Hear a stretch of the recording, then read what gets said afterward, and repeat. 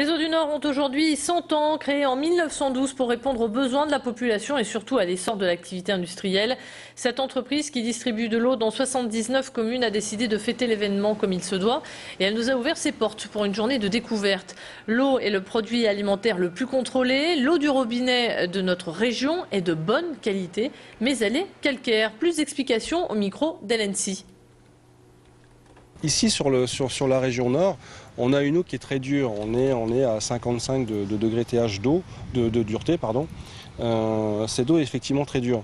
Le traitement qu'on a ici sur l'usine permet d'abattre une partie de cette dureté d'eau. Bien sûr, on ne va pas tout abattre parce qu'effectivement, le calcium est une donnée importante dans les eaux de boisson et est très bon pour la santé. Alors c'est une entreprise qui est née d'un besoin très fort en matière de santé publique au début du siècle, en 1912. L'eau du robinet, à l'époque, c'était quasiment un produit de luxe, un produit high-tech, ça n'existait pas. Et donc il fallait répondre à ce besoin de ne pas propager de maladies hydriques, c'est-à-dire des maladies, par exemple, pour l'intestin ou la typhoïde dans les populations. Et l'eau du robinet devenait indispensable.